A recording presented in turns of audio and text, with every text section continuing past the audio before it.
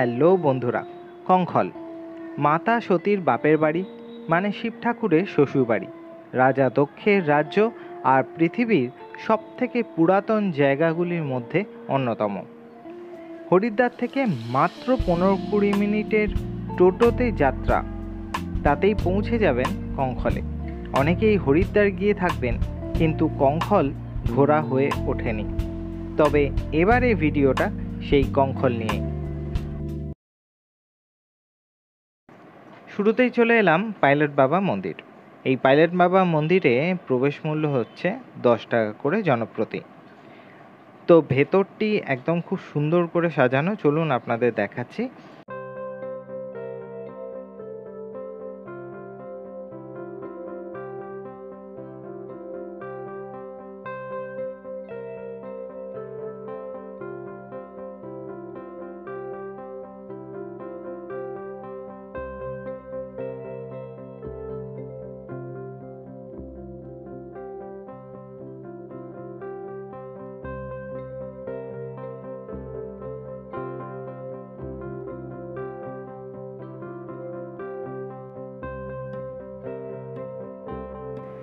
সমুদ্র মন্থন থেকে আরম্ভ করে শ্রীকৃষ্ণের জন্মের বিভিন্ন লীলা কাহিনী এবং বিভিন্ন মনীষীদের মূর্তি, সমস্ত কিছুই এখানে সুন্দরভাবে সজ্জিত আছে।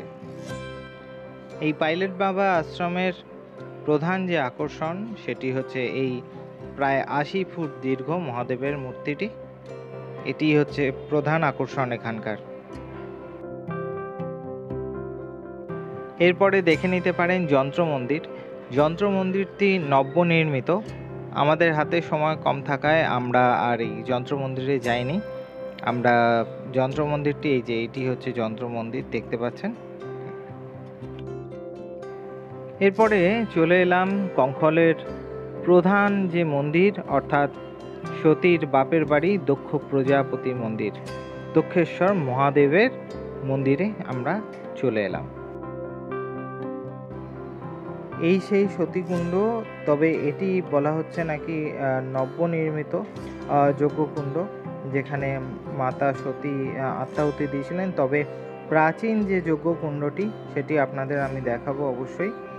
চলুন আপনাদের প্রাচীন যে যজ্ঞকুণ্ড, যেখানে মাতা সতী নিজের শরীর ত্যাগ করেছিলেন, সেই যজ্ঞকুণ্ডটি আপনাদের দেখাচ্ছি, চলুন।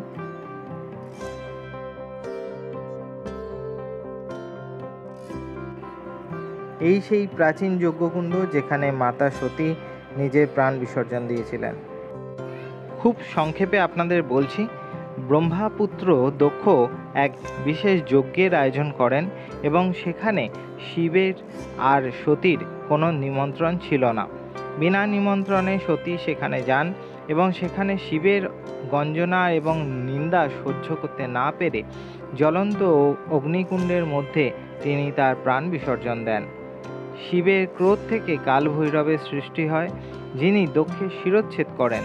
পরে দেবতাদের অনুরোধে ছাগমুণ্ড জুড়ে দেওয়া হয় দক্ষের মস্তক রূপে, আর এখানে তাই দক্ষেশ্বর মহাদেব রূপে স্বয়ং মহাদেব বিরাজ করছেন। গঙ্গা বয়ে চলেছে কঙ্খলের পাশ দিয়ে, গঙ্গা তো বয়েই যাচ্ছে। আর এখানে মা শীতলা মন্দির রয়েছে, মহাকালেশ্বর মন্দির রয়েছে, ঠিক আনন্দময়ী মায়ের মন্দিরের, সমাধি মন্দিরের ঠিক উল্টো দিকেই এই যে মা গঙ্গা বয়ে চলেছে। কঙ্খলে প্রচুর মন্দির আছে। এই দেখুন, এখানে আবার বিয়ে সম্পন্ন হচ্ছে, এই দেখুন গঙ্গার ধারে।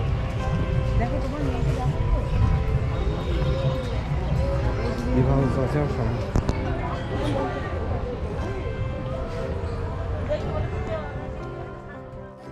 হরিদ্বার আসছেন আর যদি মনে হয় কঙ্খলকে ভালো করে এক্সপ্লোর করবেন, তাহলে অবশ্যই কঙ্খলের জন্য একটা দিন সময় রাখবেন হাতে।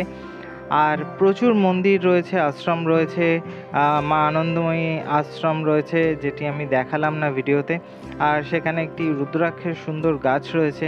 সব কিছু জানেন তো, ভিডিওর মধ্যে দেখানো সম্ভব হয় না, নিজে চোখে দেখাটা একটা আলাদাই অভিজ্ঞতা। যাই হোক, দেখা হচ্ছে পরবর্তী ভ্রমণ ভিডিওতে। ভালো থাকুন, ভালো রাখুন, ভালোবাসুন আর দেখতে থাকুন শুভব্রতস ডায়েরি। Stay tuned.